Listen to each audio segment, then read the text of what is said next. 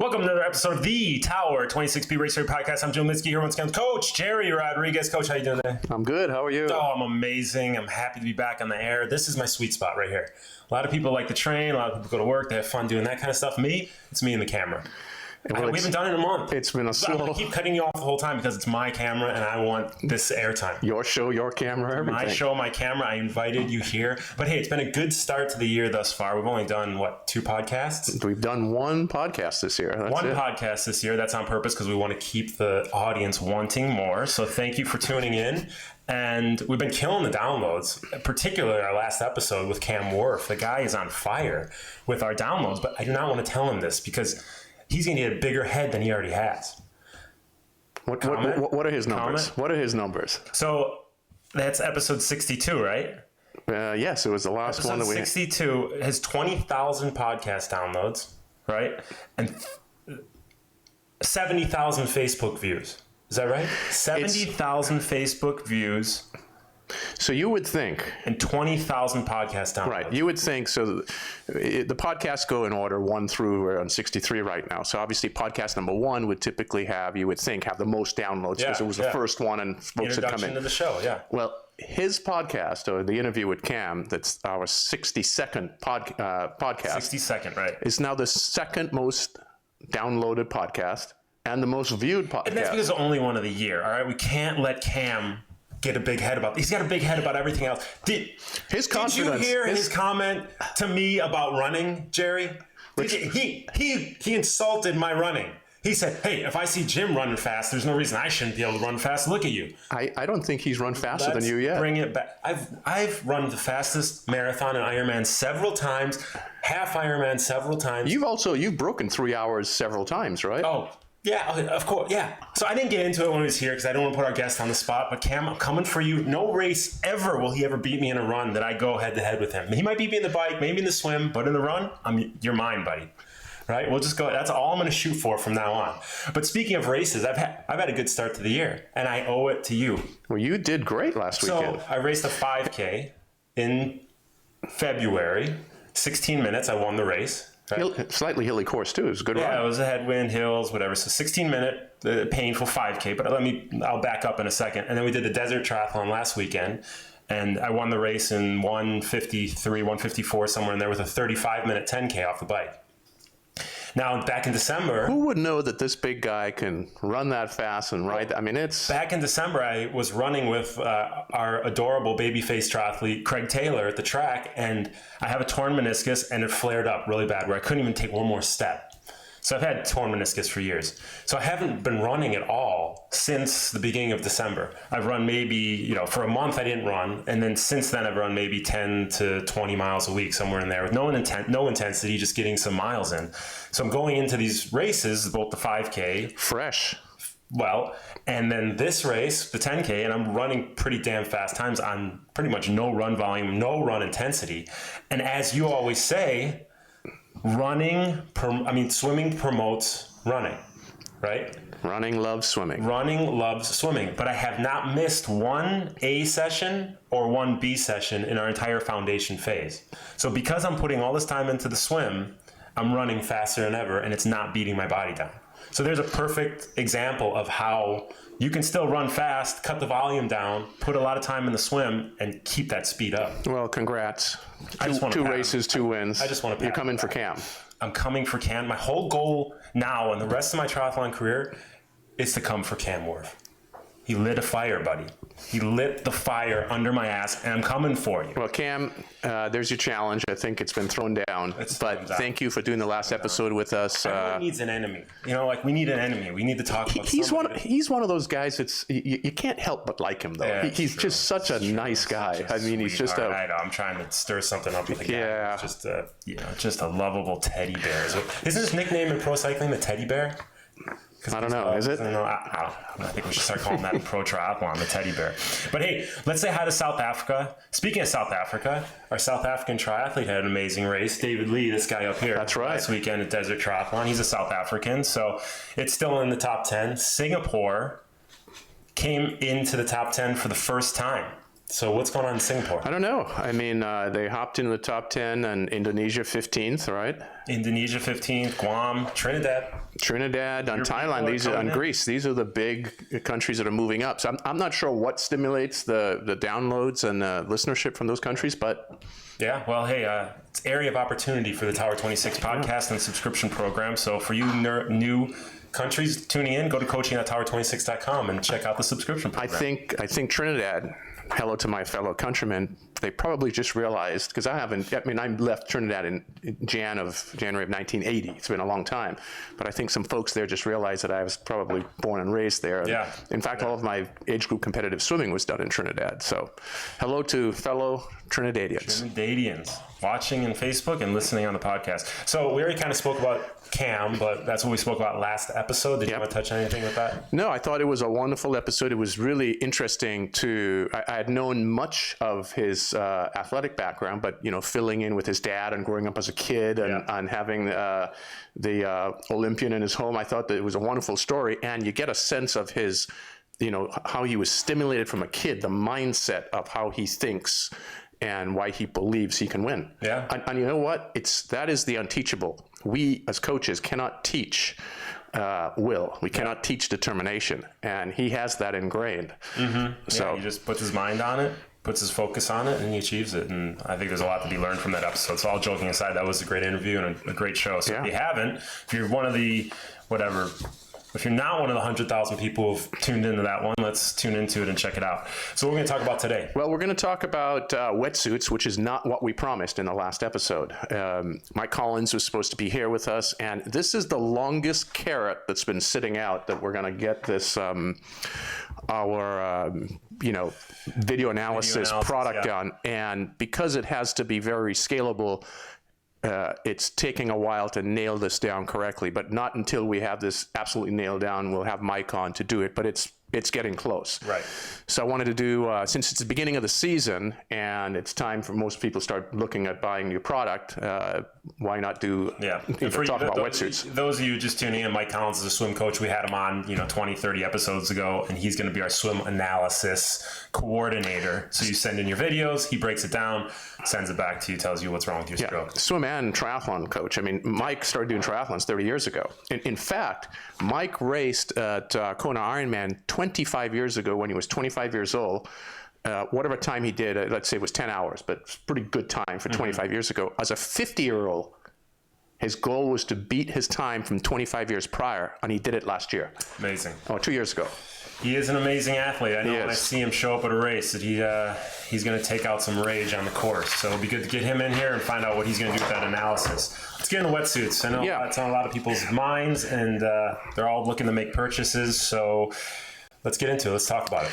Let's go through it. And, I've got some notes here for us because I want to make sure that we don't miss some key ingredients. And there's some special things that I see occurring frequently that almost mistakes that everybody makes when they either purchase a wetsuit or wear a wetsuit or decide which one to use, and something that most never do with their wetsuit or never do before deciding to purchase a wetsuit. It doesn't go into their consideration, and I think it's a biggie. Right. I mean, you look at Instagram or Facebook, there's ads for this pro wearing this wetsuit, that pro wearing that wetsuit. That's all great and dandy, but if that wetsuit doesn't work for you, it doesn't work for you. It's not going to be optimal for race day. So this list that we're going to give out is going to be very beneficial to everyone out there, from pro all the way down to first-time triathlete, open water swimmer. So let's talk about what's the main reason for a wetsuit. I mean, the main reason that wetsuits got created is for warmth, right? Yeah. Keep you warm. And then out of that came safety. Because you can't sink with a wetsuit, so you'll always stay afloat. So there's a big, huge value from a safety perspective. And then the piece that's become significant now is performance. Speed. The motor. it helps performance significantly. It helps the delta that it helps the slower swimmers is much greater than it does with faster swimmers, because faster swimmers already have very, very good swim mechanics generally. So the benefit from a wetsuit is less for them than it is for the 110 Ironman athlete, the 120, the 130, and obviously the 2-hour athlete. So the guys and girls that are swimming 50 minutes or under an hour, their benefit is less, although it's still beneficial to them, but it's not as much as everybody else. So it becomes important for everybody else to get the proper wetsuit. Yeah. So how about we go into what we call the 3 Fs here? And we've used the 3 Fs for something else before, but let's talk about fit, feel, and flexibility, right? The 3 Fs of the wetsuit. My wife used the 3 Fs for something else. I'm sure she does with you at times. The 3 Fs. So yeah, fit, feel, flexibility. Let's talk about fit first. Well, yes. Why don't you talk a little bit about fit?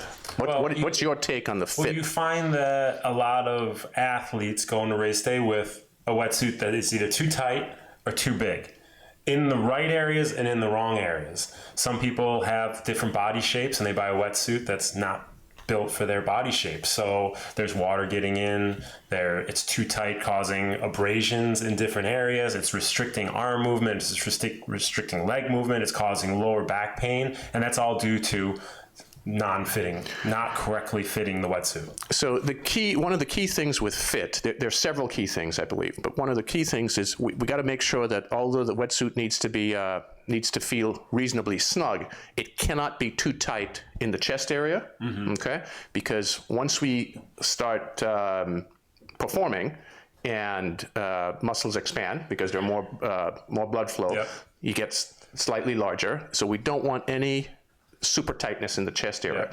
But the most important, and there's another area that we don't want any constriction, and that's the neck area, right? It's strangled, yeah. Exactly. So guys, when you think about this, we're humans, we have different body types. So there's some folks with very large necks, there's some folks with very, very slender necks. So if you're one of the 14-inch necks, okay, versus one of the 18, 19, 20-inch linebacker type necks, the thumb versus the pencil, right? If you have a very slender neck, you want to make sure that the neckline for your wetsuit, and I don't know the variances, by the way. The user or the buyer will have to check this and ask the manufacturers or ask the retail. But some necks are going to be slightly larger than others based on manufacturer brands. It's something you would definitely want to check, because if the neck is much too big for you, water is going to get into your wetsuit. And of course, if you have a larger neck and the neck is too tight for you, then you're going to be incredibly constricted. Yeah. So those are just comfort fits. But here's the most important piece regarding fit, in my opinion. If the rubber that's used above the shoulder and the material that's used under the armpit is not flexible enough or is too thick in material, there's going to be a significant problem, and here's why. You want a very, very pliable or very thin, what's the word I'm looking for? The wetsuit material, paneling on the top, and you want something extremely stretch-like underneath the armpit, and here's why. If you're doing an Ironman, and let's make it simple math here, 3,800 meters. Let's just say the average Ironman athlete swims 100 strokes per 100 meters. I'm doing this for simple math. The average Ironman athlete actually swims more than 100 strokes for 100 meters. But for easy math, 100 strokes for 100 meters, and you're doing 3,800 meters. Therefore, you're going to swim 3,800 arm strokes. That is 3,800 times of lifting up the shoulder and bringing it around. Any sort of constriction at the top, or especially underneath having to lift 3,800 times later, a problem. It's toll. Yes. So it needs to be extremely pliable under the armpit and very slim, thin millimeters on the top shoulder area, and if it's if it's too tight and that doesn't fit right because you have the wrong size or the wrong brand that's not built for you, even if it is thin, it's going to be restricting you. You're going to have to be all tensed up here, and that's going to cause that same restriction. And how many times have we seen athletes who haven't been taught, haven't learned, because we need to teach them how to do it, but don't have exposure to perhaps coaches that don't put their wetsuits on correctly, and the arms are not pulled up far enough, and so on. Yeah, you got to jam it all the way under that armpit. Yep. But backing up to the constriction with the chest and the throat, a lot of athletes say, I just can't do mass starts because I hyperventilate. And a lot of times that's because the wetsuit doesn't fit right. Correct. it's compressing you here, compressing you here. You're getting strangled at the start of the race. You start to get away from your breath and you hyperventilate because that thing is just choking you to no end. So what causes, if you've tried the wetsuit on and it feels good at the store, Yeah. and then you go to race day and it doesn't feel good, it's too restrictive, what's happened? A couple of things have happened, right? Yeah. Maybe you haven't practiced in it. It's been sitting in your closet for several months, and the rubber hasn't been soaked, and you haven't utilized it in training. So once you purchase a wetsuit, You got to train in it. you got to train in it. Feel it. Yeah, I mean, we say you should soak it for 20, 30 minutes before you use it, but if you're practicing it and you're training it the way you should, you don't have to soak it. But yeah, I mean, I think the main thing you're going to hit on in most of these points is you have to train in the wetsuit before you go to race day and actually race in the wetsuit. What is the other big benefit of the wetsuit? Well, there's buoyancy. Huge buoyancy, right? So this is the interesting thing about wetsuits. I'm not going to pick on manufacturers, but, well, there's no picking. It's a matter of manufacturers all have their own marketing taglines, marketing gimmicks, whatever we want to call it. Basically, every manufacturer says the same thing. We have the fastest wetsuit, right? Oh, yeah. And they get the best athletes and they promote their wetsuits with those athletes, and that makes their wetsuit the fastest. The bottom line is, once we have the wetsuit material that is very buoyant, it's going to make your body extremely buoyant in the water. Therefore, you're higher up, you're more elevated, there's less surface area, the resistance is less, you're going to generally swim faster. The thing is, with different body types, the paneling and the amount of millimeters in certain areas, and by the way, the maximum amount of millimeters you can have for a wetsuit is, I believe it's 5 millimeters, correct? I think it's 5. Yeah. That's probably something I should look up and know. Yeah, so it's 5 millimeters. And wetsuit manufacturers have decided how to proportion those 5 millimeters. Sometimes they use that in the legs. They would be less in the shoulders. They have their own sort of paneling regulations or guidelines that they think is best in how to construct a wetsuit that perhaps makes it the fastest. They've done whatever their testing is with whatever athletes they've used to come up with where they would put less versus more millimeters throughout the wetsuit. And that's fine. But we have many different body types. Some folks may need thickness in certain areas that others don't. So this is why it's really important to make sure that you try on multiple wetsuit manufacturers, and even with each manufacturer, different product lines. That's a great point, because I've been sent several wetsuits over the years from different companies, their highest end wetsuit, and then I've been sent their medium range wetsuit, and depending on the different manufacturer, I swim faster in the medium range wetsuit. It just depends on where that different buoyancy is located based on who's making the suit. And we talked about this in a prior episode, and it's worth repeating here again. Wetsuit pricing, generally, let's sort of be very simplistic here. A couple hundred, $250 maybe at the bottom end. You'll get some discounts. It could be below that, $350 to $500 in the middle range, and then above $500, $600, $700, $800, $900 at the top end. So if we sort of did 3 price points, right? And the only real difference between those price points, typically, very broad generalization, I'm not minimizing what the manufacturers have done, but generally it's a higher quality neoprene. Very soft, very buttery, very, very comfortable at the highest end, slightly less comfortable in the middle range, and a little stiffer at the lower end. But here's the deal. A stiffer neoprene helps with body tautness. So generally, in all the testing we've done, slower athletes benefit more from a stiffer Interesting. material. So therefore, a $250 wetsuit, the bottom of the line wetsuit, can be, from a performance perspective, of better value to you. I'll tell you where I benefit. Those higher end wetsuits, I can't get them on without ripping them. Look at these bare hands. Like, I go to put them on the first time, the thing rips in half. I need something that'll give me a little more durability. Yeah, they're soft and buttery, and they feel good. I'm not a soft and buttery guy. I'm kind of the rugged hockey man. Sasquatch over here, trying to put on one of those high-end wetsuits. The first time I put it on, it rips. So here's the biggest mistake I think many athletes make in choosing a wetsuit. They would either go to the store and try on a few and purchase what feels good, or maybe they're driven by price, or maybe a friend has a particular product manufacturer that they've liked, and you decided, okay, I'm going to buy one of those, or a good discount comes along. Yeah. Well, can't pass that 50% deal up. So you purchase a wetsuit. If you're buying a wetsuit there are two obvious reasons that you buy it, that we stated earlier, right? For warmth and for safety. Once that's out of the way, the next thing is performance. And the performance variable can be extremely significant, We've done testing where a particular athlete, and this is the widest delta we've found, a particular athlete, we tested him in 5 or 6 different wetsuits, and we had up to a 7 second per 100 delta. Okay, 7 seconds per 100 from one wetsuit to another, from the slowest to the fastest. 7 seconds per 100. So do the math. Per 100, 7 seconds per 100 times 38 100s for an Ironman. Okay, that's a lot of seconds per 100. I don't do math, but if I did. So that's just a matter of testing. If you want good performance, if your training stayed static and you didn't even come on our plan, and you didn't do any training, just using that other wetsuit, you can gain several minutes. So what I've noticed, especially with pros we've coached, pros have purchased wetsuits or align themselves with wetsuit manufacturers the wrong way. They've gone with wetsuit manufacturers who are either going to give them the best deal as far as money, sponsorship, whatever it may be, and it needs to be the other way around. You need, as a pro, and even as an amateur, you need to get several brands, and you can easily do that because you have enough friends racing in the sport, and then even in our workouts, there are many people wearing the same size wetsuit, right? Get multiple wetsuits and test them from a performance perspective. Here's the test.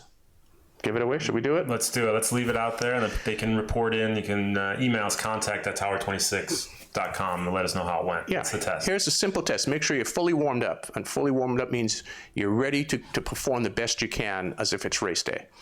After that, you need a partner to help you with the test because the test needs to be blind. You're going to do 5 100s. You're going to swim these 5 100s with your wetsuit on, obviously, at race pace effort or race performance effort. If it's a half Ironman, it's the pace you'd be swimming a half Ironman. If it's an Ironman, it's the pace you'd be swimming an Ironman at. If it's an Olympic distance, the pace you'd be swimming an Olympic distance. 5 100s. 10 to 15 seconds rest. 10 would be actually ideal. The moment your hand leaves the wall, so you start with your hand on the wall, the moment the hand leaves the wall, your partner starts the stopwatch. You swim a 100, the moment your hand touches the wall, your partner clicks the stopwatch to get your time. You never see the time. Yep. That's it, period. You don't know what the time is. You're given your 10 seconds rest, you go again and you do 5 of these. While you're doing these 5, your partner, besides getting time, is also checking your stroke rate, which is your cadence, and the number of strokes per length. It's more helpful doing this it actually doesn't really matter, but if you did it in a 25-yard pool, you get a little more, 25-yard or 25-meter pool, you get a little bit more data because it's 4 lengths. So the number of strokes per length, you measure of efficiency, and your cadence rate with this wetsuit on, and then a time. What we do is we always throw out the first 100. It doesn't go into the calculation. It gets thrown out. You just use the next 4 100s and you get your average time. You take the wetsuit off, wait several minutes, get recovered. You don't want to test any more than 2 or 3 wetsuits at a time because of the fatigue factor, and it may ruin the test to some extent, and especially if you're not very fit. If you're super fit, maybe 3 wetsuits in any one session, and then you can do 2 or 3 wetsuits in another session, and then whichever ones of the 2 sessions are the fastest, then you would go to a 3rd session with those 2 and test them against each other. But it needs to be a completely blind test where you do not know the results. And in fact, you shouldn't even know the results at the end of day 1. Then you just go to day 2 or whenever the next test date is, do that, and then you would get the results to go against each other. But you shouldn't even know the results. You just know that one wetsuit won on day 1, another one won on day 2, but you don't know any of the times yet, and then you put them together. The more blind you can make the test for the person being tested, the better. Yeah. I mean, you do all this training, take 2 sessions to test out wetsuits. It's not that tough. And every time we've tested this with all of our athletes, and we tested with all of our pros especially, but amateurs and pros alike, there is a big variance in performance. And big meaning at the pro level, a second to second and a half per 100 to as much as 3 seconds per 100. That's a lot.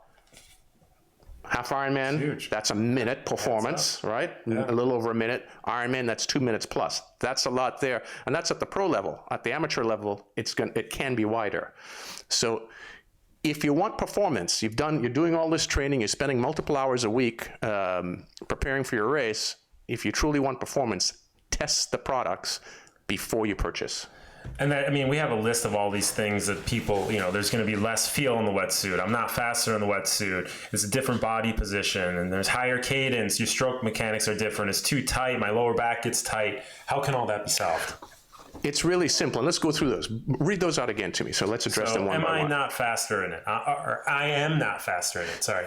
Well, unless that's actually quantified, meaning you've done 10 100s without the wetsuit, and then 10 100s as an example as a test set with the wetsuit, that statement doesn't hold any water for me. And I've heard it many times. And in fact, one of our members just wrote this to me last night in a note, and I know she's faster in her wetsuit. It just doesn't feel like it's faster to her. Yeah. But generally, you're working less. Yes. And you're going faster, so it doesn't feel like so that's speed. So less feel. When you put the wetsuit on, you have less feel for the water. And this is especially the case with swimmers. Swimmers are so in tune with what every part of their body feels like in the water. They use that word quite a bit. Feel. Well, of course, it's going to feel differently because now your entire body is cloaked from wrist all the way to ankle, fully cloaked. Yeah. And you're not familiar with that. So you're going to have to train in a wetsuit and get adapted to it. And of course, even if you're not an elite athlete and you don't really have that acute sense of feel for the water, you're still not training with a wetsuit on or fully cloaked. So you need to put that wetsuit on and do a handful of swim sessions, or at a minimum, get 1 or 2 of your main swim sets done in your workout with your wetsuit on. Yeah, and in the pool, go in the pool and do the workout with the wetsuit on the pool. And it doesn't make a difference how you look. You got to train in it. You have to adapt, and you have to adapt by doing it. Yeah, new or different body position. You have a different body position in the wetsuit. Sure, you're going to have a more elevated body position. Chest and head's going to be higher. Feet are definitely going to be corked up because most of the manufacturers do layer in the higher, the thicker millimeters, 5 millimeters in the hips and leg area. So you're going to be really corked up, and that's going to be an awkward feeling for some. And especially those who kick a lot, it's going to be a very awkward feeling because your feet are going to be super high, even out of the water for some. So you have to start using your wetsuit in training to get adapted to it.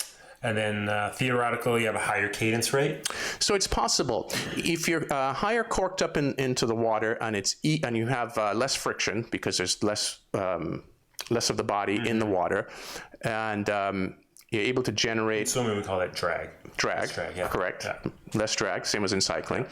In theory, you might be capable of having a higher cadence rate. The thing is, people then feel so good they tend to lengthen out their strokes a little bit more, which is fine if it's flat water that you're racing in. But if it's more choppy waters or water that's a little more disturbed, you want to make sure you do have a higher cadence rate. So given that there's an opportunity for higher cadence rates with wetsuits on, make sure you practice at higher cadence rates in workouts, because if you then go to a race and just start doing it, there's still a fatigue factor. Watch your club there. You're going to knock the thing over. Yes, sir. Water glass.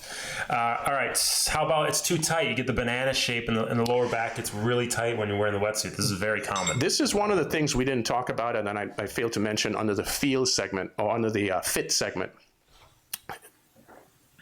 Different manufacturers are going to have their fit according to how they choose to design their wetsuits, okay? One of the key things to fit is how it fits from shoulder to crotch. If you have a super long torso, you want to make sure that you are in the proper size wetsuit, because the last thing you want is the fit to feel fine in the chest, not too tight in the chest, not too tight in the neck, but the pulling on the shoulders to the crotch is so tight that what it does is it makes your body get to a banana shape where you're sort of arched in your back, and that puts extreme stress in your lower back and a lot of pain. Yeah, last thing you want to do is get to 2,000 meters into an Ironman swim and have that lower back pain. Yes. Take one more stroke. So folks with shorter torsos, typically not a problem. Folks with longer torsos, for instance, like a Michael Phelps, short legs, long torsos, if he were to wear a wetsuit, he would probably need an extra large, or they might even have to make a specially designed wetsuit for him.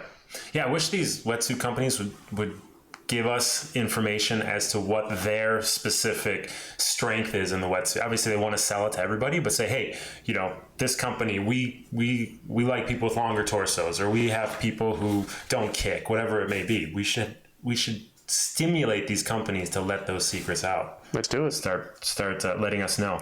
How about sleeves versus non-sleeves? What do you think? Well, I think there's some swims that are wetsuit legal that are on the brink of being non-wetsuit, and that's where sleeves are definitely non-sleeves are a benefit to keep you cooler, because when that temperature is, as a professional, 71.8 degrees, that's pretty warm to wear a wetsuit. As an amateur, when the temperature is 77.9 degrees, you could still wear a wetsuit, but you're gonna be burning up. So that's a place where I'd say sleeves are definitely necessary, or non-sleeves are necessary to stay a little cooler. What's the risk of going sleeveless? Sleeveless, there's the bigger holes around the armpits. Yep. So you could be letting, if it doesn't fit right, you could be letting a lot of water in there, and that's like carrying around a plastic bag full of water. And that water pools into the chest area and the legs area, and you've almost mitigated the value of a wetsuit, because now you're carrying around pounds of water. That buoy that's full of water that we use in our training sessions, and that's what you carry around for the distance of an Ironman or half Ironman or whatever your distance is. And by the way, the same in the neck area. If the neck is too big or is too low down and it's opened up and captures water, the water goes in and it pools, and you're mitigating the value of the wetsuit. And I think a lot of swimmers, triathletes who didn't grow up as swimmers, you want to stay with the sleeve wetsuit for the most part. People who grow up as swimmers can get away with a little less in the arms, so they can go, they might be a little more liberal getting the sleeveless suit. When I first started using wetsuits, I didn't like them. Why? Swimmer, want the feel of the water, and the moment you get used to it, and you do, you want to wear it. You recognize it's faster. It saves a lot of energy, and then you get familiar with the comfort and the feel and so on. And ultimately, sleeves are faster, even for swimmers. Yep. Well, there you go. Sleeves are faster. That's what my t-shirt's going to say. Now, it gives you better buoyancy, but I find a lot of swimmers put on the wetsuit and they forget about their core and the lower half of their body. They just drag it around like a dead body from the waist down, like a sack of potatoes. Well, it's a drawback of a wetsuit, because your body structure is held together, and especially if you have one with a firmer rubber, which would be a cheaper wetsuits, it's your body actually is being held sort of like a girdle or a Spanx, right? So the body's held in place. I don't know what Spanx is. Oh, Jim. Yeah. Got them on right now. So it makes you feel like you don't have to do anything, but you still have to engage your core and still have really taut body posture with a wetsuit on. How do you keep that feel? You train in it, right? You got to train in it so you can keep that feel in the lower half. You keep it all engaged. And then talk a little bit about lubrication. What's vital that you put some type of Glide or Vaseline on before you put the wetsuit on? But what are the lubrication manufacturers that you use, or the products that you use? I just use straight up Vaseline, and the wetsuit manufacturers say don't use Vaseline, but that has the best staying ability I found, and it's the best lubricant. Do you do it on a stick? No, as a roller? Full goop it up and put it all over my neck, all over my nipples, all over my. So I'm going to advise you not to do this, what Jim just decided to do. I've been doing it for years, and this is a classic mistake that was made in the swimming world, in the open water swimming world, where folks doing super long distance races would take the Vaseline and lanolin and put it all over themselves, and then grab their goggles and realize it's been done. It's right. Yeah. So they have these products called Glide. There are several other manufacturers. It's a stick just like a roll-on deodorant, and you would put that on the neck area. I told you, I'm my Sasquatch. I move way too much in this wetsuit to use something little like Glide. I need heavy, like. That's fine. It's motor oil. Get your wife, get somebody else to put it on for you. Don't get it on your hands. Mm-hmm. So what are the areas? Neck, underarms, armpits, cheek. I found the cheek too. When you're breathing, a lot of times it hits here, and you need, same thing. 2,000 Ironman swim, you start getting that cheek worn down. Could be pretty painful. Yep, chest area for, like you said, the nipples for men and women, obviously. Yeah. And when I first came to the sport, so go ahead. Sorry. Well, on the back of the neck area where the strap is connected. You can always tell a triathlete because they have that hickey in the back of their neck all season. When I first came to the sport, all my friends that were in the sport, these are old school triathletes, they said, spray your legs with Pam. It helps you get the wetsuit off quicker. So in transition, the first couple races I did, I got Pam spraying it all over myself. I felt like I was making an omelet on my legs or something like that. But yeah, don't do the Pam anymore. No, you don't need that. Yeah. So that's. But I was ready. If an omelet competition broke out, I was ready with the Pam. That was the thing at one time. So that's our information on wetsuits. I think we have a lot of good stuff there. Yeah. Pretty much the main takeaway is get a wetsuit, train in it. If it doesn't work, don't be married to it. Return it and go get another wetsuit. A lot of these wetsuit companies have a good return policies for that very reason. Hey, get it through a mail order. If you don't like it, return it. Don't be afraid to return it. Even if you spend $900 on it, you got to have a wetsuit that works for you and that can give you the benefits a wetsuit should be giving you. Test the wetsuits, especially if you're racing and you want good performance. Test all the different manufacturers. You may just find that a $300 wetsuit would give you better performance than a $900 wetsuit. I'm sorry, manufacturers, that may be not what you want to hear, but that is the case at times. And we're always keeping it real here, you know? Well, it's in the best interest of the listenership. Hey, but actually we have one of our athletes and one of our coaches with Tower 26, Cindy Kramer, asked, have you heard of these thermal wetsuits? She asked via Facebook, so if anyone wants to ask questions on Facebook, Christoph is forwarding them to me.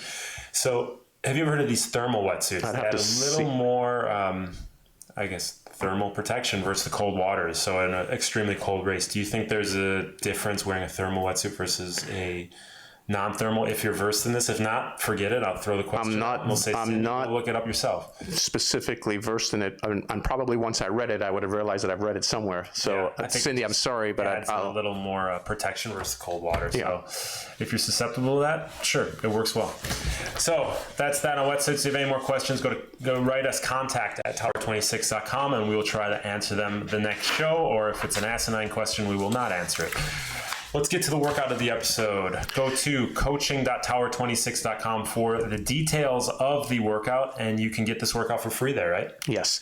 So let's run through this workout rather quickly. It's a workout that we have given, I believe, once before in a prior episode way back when, but it's the appropriate time of the season, dude. I recognize that it's now moving towards the end of winter, for Southern California, and I recognize we have a mild winter, but for us it's been cold here for the last several months, and raining nonstop, and even snowing. You know what? Talansky and I were riding it was 2 weeks ago. We were up in the Santa Monica Mountains. It's snowing. Yeah. Snowing and 32, 33 degrees on his Garmin, on his bike. Yeah. We took a picture of it.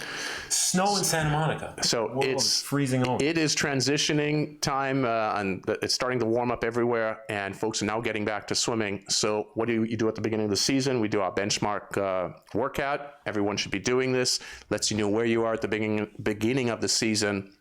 And then it's a test you would do several weeks later. So this is your 1K and 100 time trial. It's laid out in the workout, but I think it's important to go to the website and look at this workout carefully, how we've constructed it and how it's set up, and the amount of warm-up there is to really have you prepared.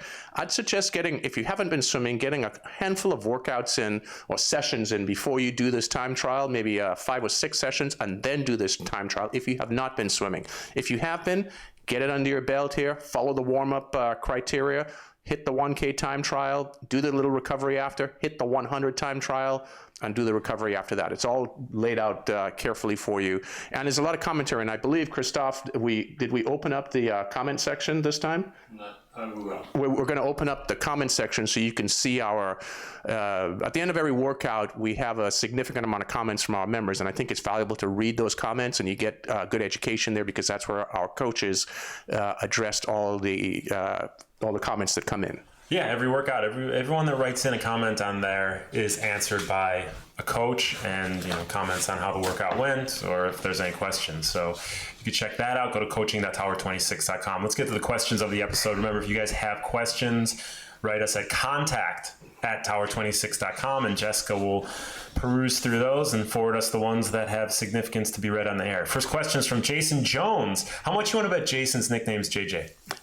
Should we bet on that? Jason, let us know. I'm sure your nickname is JJ, and if it's not, we're going to start calling him JJ. Hey, Jerry Jim, I'm a level 3 swimmer in an online program. I'm 5'7" with short limbs. I also have 180 pounds with a pretty low body fat percentage, so I'm muscular and dense, especially in my legs.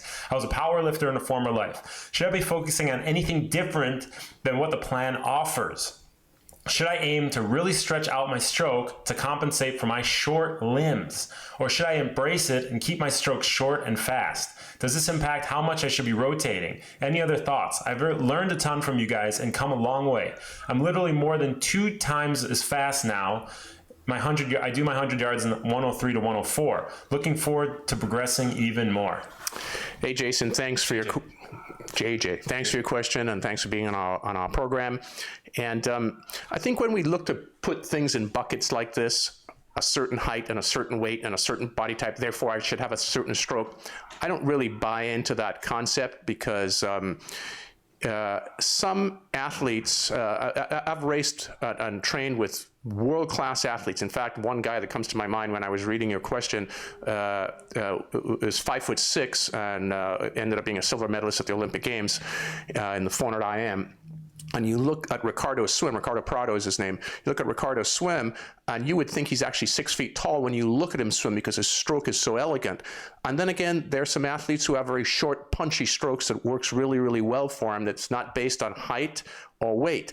So we just got to find the right stroke rhythm for you. And rhythm is sort of an interesting word. It's a word that I need to use carefully because I think it's misused quite a bit in swimming, but the right rhythm for you.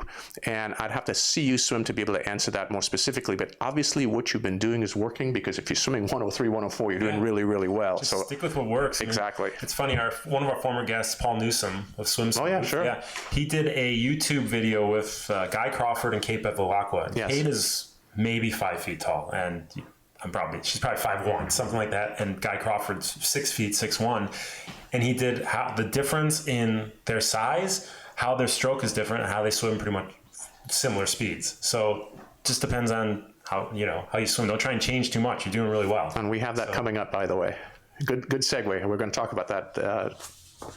I always can read your brain. I always say it. We're two men, one brain, Jer. Aaron Church. Hopefully my brain.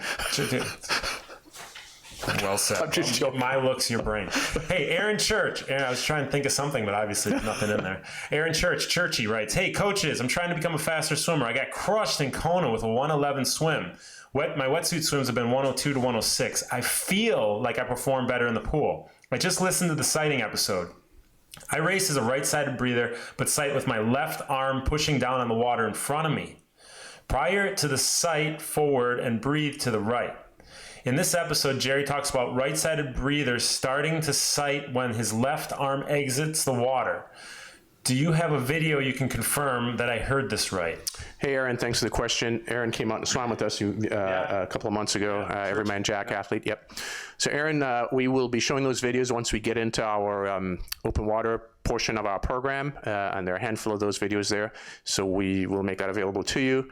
And the answer is specifically, yes, you have been doing it incorrectly. That is not how you sight, and that will be obstructive or restrictive to performance. So we need to get that fixed.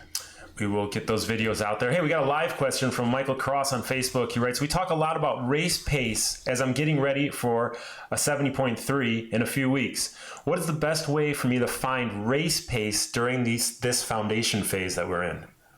The best way to find race pace right now. Well, if you're percentage effort. If you're on our plan, we're training at very different efforts in all workouts, and your job is to learn what a 70% effort feels like, 75% what that feels like, 80%, 85%, 90%, and then once you're super fit and you're able to hold that 80 to 85% effort or output of maximum heart rate, and that's a percentage of maximum heart rate, that feeling is what you're going to be using on race day. Well, there you go. You just found it, Michael. Thanks for the question. Hey, Leslie Mellett writes, "I'm curious why the Mambo set is called the Mambo set. I love your website and swimming on it." Hey, Leslie, thanks for the questions. The Mambo set, which is one of our most common foundation workouts that we do every 3 weeks during this phase of the year, came about from a nickname given to me Mambo Jerry by Greg Bonan. Boney was his nickname. Boney, the producer of Baywatch, and I used to have a very, very heavy Caribbean accent, and he called me the Mambo. So, Mambo set is what we call it. Rich Whitfield from York, England writes, "Hey, I've been following the program for 6 to 7 weeks now. I feel this is the best winter build swim training I've ever had, and I've really enjoyed the sessions. I'm currently looking into a new wetsuit, and I swam Kona in 57 minutes. And it's my best Ironman swim, which has got me thinking why I would swim better without a wetsuit. In the past, I've suffered from cramping stiffness in the lower back during an Ironman swim. I think my legs come far out of the water, and the same with the front end, which makes me arch my back. I've had the 2XU and sailfish suits. All the top pros swim with a thick neoprene legs, and they must have better body position than myself. Any advice or tips? Hey, Rich, yeah, thanks for the question, and we went over this on the discussion on wetsuits. It's very possible your wetsuit is perhaps a tad too tight from shoulders down to crotch and is creating that banana shape for you. And also, if you're not practicing in your wetsuit, you're not adapted to it. I mean, he definitely has amazing body position if he's swimming open, non-wetsuit swim in Hawaii in 57 minutes. So that could be a thing too. He's putting on the wetsuit and forgetting how to engage the rest of his body. Right, and he's had no practice. And if the wetsuit's not fitting well, you're not going to perform super well in it either. Yeah. So again, coming back to the thing that we stressed over and over in the episode on earlier is practice with your wetsuit and test multiple wetsuits. Got it. Chris Solomon. Chris was just out here swimming with us. We did a couple lessons together. Oh, that's right, He's yeah. from Wisconsin. He's a Packers fan. He likes cheese curds. Hey, Jerry, Jim, I enjoyed swimming with you last week. It was so much fun to swim with the Tower 26 crew in your home pool. What an experience. He came out here from the frigid Arctic of Wisconsin. He was glad his wife... frigid Arctic of Los Angeles. Rained every day he was here. I really must thank you guys for what you've done sharing your knowledge, enthusiasm, and wisdom with your podcasts and the online program. I started my triathlon journey last summer, and I started up with Tower 26 program in October. It has revolutionized my training. Before I started, swimming workouts were the ones I enjoyed the least. They were such a chore, and I really just muddled my way through them, not knowing what I was doing. But the Tower 26 workouts are interesting, engaging, and paired with the wealth of info from the videos, audio files, and podcasts, they become my favorite part of the week. No joke, swimming is my favorite of the three disciplines now. Hey, Chris, thanks for writing this in, and thanks for coming to swim with us. It was a pleasure meeting you and being able to coach you in a couple of the workouts. I know he saw him in a few of your workouts. I also did a private session with you. Yeah, it's great. And what happens when you're on a program that has a periodized plan to it and is broken into the segments that we follow? You're always carried along as to what's coming next. You have something to look forward to, and you look forward, and then you see that progress, and you look forward to the next segment. And that's what the plan's about, as opposed to how many folks go about it, either swimming on their own, uncoached, and without a knowledge base as to what to do. Here you've got a plan, you follow it, and of course you're seeing the progress. Yeah, this guy's got an amazing feel for the water too. When we first started, he was taking 22 strokes of length, and his 50 was, let's say, I don't know exact times, it was 44 seconds. Right around there, right? Yep. 44 seconds, taking 22 strokes of length. We worked together for an hour. I gave him a couple little tips, had him work on a couple things. He was down to 14 strokes of length and 38 seconds. I saw that, 50. Yeah. It was like something turned a switch with this guy, but his feel is amazing and so smooth, and he could just really relate. I mean, he had an amazing coach, obviously, telling him what to do, but it's just the way he could relate what I was telling him to the water. It was just, I've never seen a transformation like that in an hour. He's got some good days ahead of him. Another live question from Roy Macbeth. He says, hey, good afternoon, guys. Enjoying the Tower 26 experience. Thoughts on swim training with neoprene training shorts? Wetsuits would just be too warm for the pool. And this is, okay, go ahead. Roy, thanks for the question. You're being stubborn. Yep. Yep. If you want to perform well in your wetsuit, you're going to have to train with it. We're not saying every second of every workout. Do the main set, take it off. See what I did? That's me. Do the main set, take it off, and then finish the rest of the workout without it on. But you got to get in the wetsuit. Right. You need to have some wetsuit, some training time with your wetsuit. Regarding neoprene shorts, we've addressed that in prior episodes. They're fine to use on recovery days. Well, there you go. You're put in place, Roy. No more questions from you for 2 episodes. Hey, John writes, I would love to listen to discussion on Lucy Charles and her amazing swim technique. John, thanks for your question. I have contacted Lucy Charles to see if we can have her on a podcast. We'll find out if that's the case. If we are able to get her on, that'll be terrific. If we're not able to get her on, thank you to Triathlon Taryn, who I contacted. He was out here swimming with us. Triathlon Taryn is on our plan. Taryn came out and swam with us 2 months ago. He has some footage of Lucy Charles, and we will be using that footage and showing her swim mechanics together with her husband's swim mechanics, Reese, who's actually a faster swimmer than her. So they're very different mechanics. Want to show them because there's a lot to learn from both of them. It would be great if we can have them on the episode to chat with them, but if not, the material is there to learn from. Now, we don't do this very often, and was that a leading question? Did you put that question in there? Because this is just No. John. And there's no where he's from, there's no last name, and you kind of had an answer for that question right away, like leading, like you had everything set up already. So Well, interesting that I'm not sure that John is an actual person. Well, interesting you say that. John has sent this in to Jessica. Jessica forwarded it to me, and it got me thinking, we should do, this is great, let's do this. Yeah. Not thinking we had any chance of getting Lucy Charles on until I realized that Lucy Charles knows Taryn. Yeah. So he made a introduction for us. So it may come about, but the answer reason is... I brought that up, I was listening to another triathlon-related podcast last week, or this week, whenever it was, and they had a question segment in there, and it was way too detailed of a question that this person was answering, and I was kind of like, that we've read plenty of questions. We know what a real question sounds like. That was definitely a leading question that this person was reading on here. I said, there's nothing that's written like that detailed. He wrote that and put a fake name on there. I guarantee it. Well, I can guarantee you this wasn't a put-in question. I just want to talk about that question. I was listening to it. I said, I read plenty of these things on the air. There's no way that that's a real question. He wrote that question for the show. In fact, how many times have I promised a few things and it hasn't come about in the next episode, which One was or two. yeah. Okay, this is my favorite question. Anna has Haberzettel from Berlin. Haberzettel. Anna Haberzettel. There you go. Hey, Coach Jerry and the big Lubinsky. At 47 and a half years old, That made your day, didn't it? That made my day. That's exactly my nickname. Start using it. And put a name tag. It's Big Lubinsky. Started adult swim lessons on military base where I'm stationed. My good friend recommended I start listening to the Tower 26 podcast. I plan on listening to all episodes, but going back and re-listening as I get more comfortable in the water. Embedded already are the concepts of how tri-swimming and pool swimming are different, how tautness is key ingredient, the value of deck ups, and how I should eventually grip it and rip it. The stories of triathletes who have had no swim background are really motivating to me, as well as great success of your featured athletes and all the background of all the levels.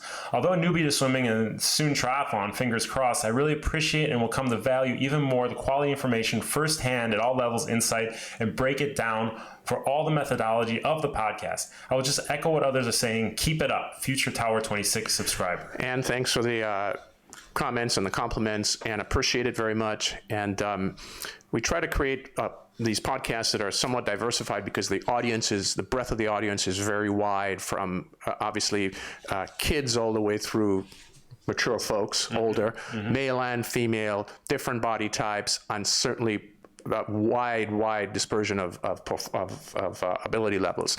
So it's difficult, but I'm glad you're able to get some benefit from it, and look forward to having you on our plan. There you go. Ben, hey, here, this one's from Henry Witono. Hey, been listening to your podcast there for the past few weeks. At first, I listened to newer ones, but found out that your early episodes are more into basic foundation knowledge, which really helps me as a beginner. You said in one of your podcasts that location-based training with a coach is important. So how can you combine doing your workout plan while having a coach? The coach will surely also have to have the workout plan, because I'm really interested to try your workout plan, but right now I'm having it twice a week, 90 minutes each sessions with a coach. Hey, Henry, thanks for your question. It's a very, very good question. And you will find in prior episodes we've talked about this. Once you have a location-based coach at your home base, wherever that may be, or close to your work, that's the ideal situation, especially if that coach has triathlon-specific swim knowledge and is able to convey that effectively, and you're able to learn well from it. That is the ideal sauce. At some point, you may stagnate. If you do, then you can look at other options, but stagnating is fairly normal anyway. So stick with what you have, and then at some point, if you want to branch outside of it, you could look at other plans such as ours. Oh, you can do 2 with the coach, then 2 of our plans, and you got your 4 swims for the week covered. You can do that also, but at 2 90-minute sessions, he's getting pretty good. If you would do, I'm trying to get that out there. I know, but if he was doing 45 minutes, Power26.com, subscribe, do our 2A workouts, do your guys 90 minutes workouts, do it all. That's what I say. Not to cut you off, but last question from Mark Smith. It's Mark Smith of the UK. Hey, Jerry, Jim, I found your podcast via Triathlon Taryn about 3 months ago. It's been a breath of fresh air as I've been struggling with swimming. About 2 years ago, I joined a local tri club, and I've learned a lot of technique. There's a lot of emphasis on rotation, how I have done this, an awful lot of drills. Typically, I was swimming 230 per 100 meters, but I've reduced that to 159 per 100 meters. Also in 2018 at Ironman Barcelona, I swam 1 hour 15 minutes. That's a bit disappointing with my current swimming because progress has slowed down. My current triathlon club coach keep saying speed will come with technique, but when I do a one-on-one session, they say my swimming is 95% there. So I came to the conclusion that I need more power. Then hearing some of your comments like grip it and rip it seems to align with my thoughts. To increase speed, I feel I need to pull or push the water harder to get my muscles and heart used to the increase in swim fitness, whereas I'm being told it's all technique. So I'm wondering your thoughts. Currently, I'm heading towards less petting the kitty and more grip it and rip it with increased cadence, currently 66, to power me through the water. Thanks for your podcast. They've been great. Mark, thanks for your question, detailed question. I cut a lot of the question out and try to get some foundation here. Here are a couple of things, Mark. 230 to 159, that is a massive improvement. To be looking away from your coaches or perhaps not trusting or not being as confident in them at the moment, which is a little bit of what this sounded like, I wouldn't do that. These guys, girls or guys, these coaches have gotten you to where you're at, and they've done a good job with you. There's always going to be a plateau. In fact, we had a guy that joined our plan that just left our plan. That was on the Your coaching banner. Has nothing to do with on the Your banner, or it could be on any's banner. But he's gone from 220-something. 210 per 100 down to 128 per 100. Okay. Amazing coaching. Yep. Amazing coaching by you. His 1,000 improved by 6 minutes, but he hadn't improved this in the last couple of months during our technical phase. Mm-hmm. So he quit the plan because he plateaued and didn't improve. But it's during our technical phase where we don't do any training per se. So, which is very silly. When you get right down to it. Nobody's life goes like this. There's stair steps. And sometimes they're dips, right? Yeah, well, that's in training plans and training performance, you're going to have a stair step up, and then you're going to have a plateau out. Sometimes there's a dip, and then you'll go again. So I would suggest, John, sticking with your program, with the folks you're with. These guys sound like they know what they're doing. A lot of technical work with you based on a 230 pace, which means there's technical needs at that type of speed. Mm-hmm. Stick with these guys. I think you're going to do fine. Stick with them, and then for your other workouts, go to coaching.tower26.com and subscribe to the A sessions. You can apply all that technique. But you're right, though, about the stair steps. I was just having this discussion with an athlete this morning. He says, Jim, I just keep getting sick. I keep getting sick. I keep getting sick. This is an athlete that's coming on that I'm going to start coaching. And I looked at his Training Peaks, fitness numbers, and they went from here to here with no stair steps. Obviously that's why you're getting sick. You ramped it up way too quick, didn't take your time, and didn't ease into it, and look what happens. So well put. I just had a discussion. I had to let you know. Yeah, and John, 115 for an Ironman swim is quite good for a guy who started off at 230 per 100. So congratulations on great performance. Just pat yourself on the back. You're doing really, really well. Keep at it, Johnny boy. But all right, that's all we got for this one. What are we going to talk about next episode? Well, let's. If Mike Collins gets done with what we are trying to get done, we'll do the episode on video analysis. Yeah. If not, we will, at a minimum, I've got the footage, so we'll do an analysis of Lucy Charles and her husband, Reese. So we have 2 in the bank. We have 2 in the bank. One of those will go. The next 2 episodes are covered. There's not going to be another 2 months between episodes. We're going to do this more often. The people want to see our faces. And the note we got from Lucy was that they're in some particular block of training, so they couldn't get to chat with them. This podcast takes an hour. If she can't fit an hour in, she doesn't want to be exposed to the masses out there. She just wants to stay in her little bubble. Lucy Charles, thank you for listening to our podcast and for being willing to come on. I appreciate you willing to come on, Lucy. But hey, that's it for today. We look forward to the next episode. Christoph, is that all? I saw you making a really strange face over there. I don't know what that meant. He was grimacing about something, so someone probably said, you guys stink, it off there.